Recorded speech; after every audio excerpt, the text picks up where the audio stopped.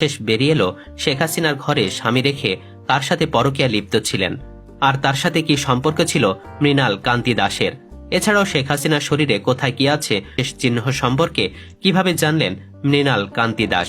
এসব প্রশ্নের উত্তর জানতে এবং শেখ হাসিনা যৌবনকালের অপকর্মের সকল ঘটনা জানতে হলে ভিডিওটি না টেনে শুরু থেকে শেষ পর্যন্ত দেখার অনুরোধ রইল। তো চলুন শুরু করি। প্রথমে জেনে নেই শেখ হাসিনার সাথে তার স্বামী ডক্টর ওয়াজেদ মিয়ার অসামাজিক সম্পর্ক এবং মৃণাল কান্তি দাসের অবৈধ আগমনের ঘটনা। শেখ হাসিনা 1981 সালের 17 মে বাংলাদেশে আসার পর থেকেই তার স্বামী ডক্টর ওয়াজেদ মিয়ার সাথে স্বামী স্ত্রী হিসাবে একদিন বা একটি রাতও কাটাননি। এমনকি তার স্বামী ডক্টর ওয়াজেদ মিয়া প্রথম থেকে মৃত্যুর আগ পর্যন্ত মহাখালীর আণবিক কমিশনের কোয়ার্টারে বসবাস করতেন। শেখ হাসিনা বাংলাদেশে আসার পর মহাখালীতে তার স্বামী ডক্টর ওয়াজেদ মিয়ার কোয়ার্টারে থাকলেও ওয়াজেদ মিয়া থাকতেন ওই কোয়ার্টারের ভিতরে রেস্ট হাউসে।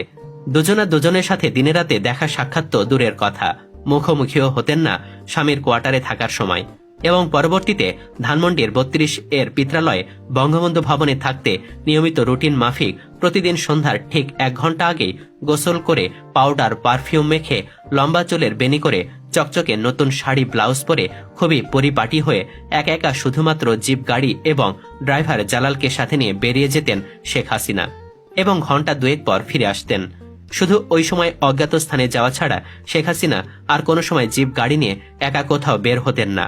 ওই সময় এবং ওই অজ্ঞাত স্থান ছাড়া যেখানে তিনি যেতেন তার সাথে সকলকেই অবশ্যই সঙ্গে নিয়ে যেতেন। তাহলে একা গোপনে কোথায় যেতেন শেখ হাসিনা?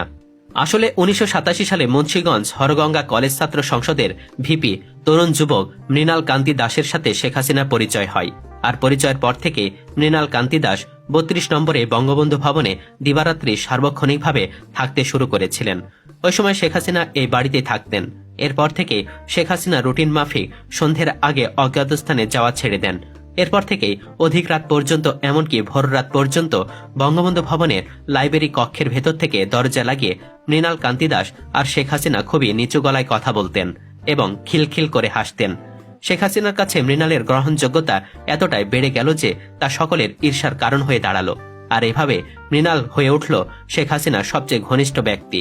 মৃণালের ক্ষমতা এতটাই বেড়ে গেল যে 1990 সালে আওয়ামী লীগের কেন্দ্রীয় কমিটির জেনারেল সেক্রেটারি সৈয়দা সাজেদা চৌধুরীকে অপদস্থ করে বঙ্গবন্ধু ভবন থেকে বের করে দিয়েছিলেন।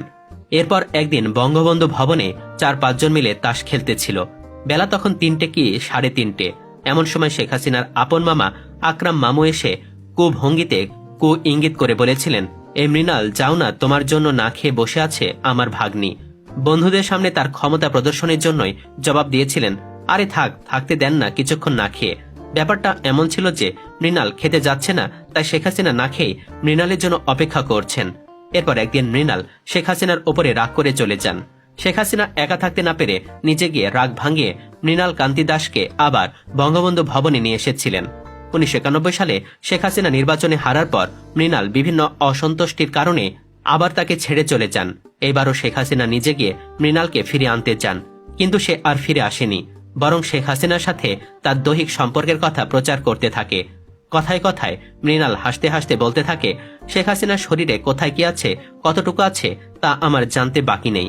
মৃণালের এসব কথা লোকমুখে বঙ্গবন্ধু কন্যা শেখ হাসিনা কানে পৌঁছাতে লাগলো। কয়েক বছর পরে বাংলার নতুন শতাব্দী 1401 সালের 1 বৈশাখে মৃণাল কান্তি দাস 19 নম্বর মিন্টু রোডের দোতলার বারান্দায় এসে বঙ্গবন্ধু কন্যা শেখ হাসিনার সাথে দেখা করেন। 1996 সালের 17 ফেব্রুয়ারি সন্ধ্যাবেলায় ধানমন্ডির 32 নম্বর বাড়িতে গেটের সামনে পেছন দিক থেকে মৃণাল কান্তি দাসকে জড়িয়ে ধরা ছাড়া আর কোনো বার্তাই দেননি। আর একটি কথা বলে রাখি, শেখ হাসিনার সাবেক ব্যক্তিগত সহকারী মুক্তিযোদ্ধা মতিউর রহমান রিন্টুর লেখা আমার ফাঁসি চাই বইয়ে এই ঘটনাটি উল্লেখ করা হয়েছিল বলে জানা যায়। পরে ওই বইটি নিষিদ্ধ করা হয়েছিল। বন্ধুরা, এই ছিল শেখ হাসিনা ও মৃণাল কান্তি দাসের প্রেমলীলা। শেখ হাসিনা যৌবনের প্রেম কাহিনীটি বুঝিয়ে দেয় কতটা দুশ্চরিত্রা মহিলা ছিলেন তিনি।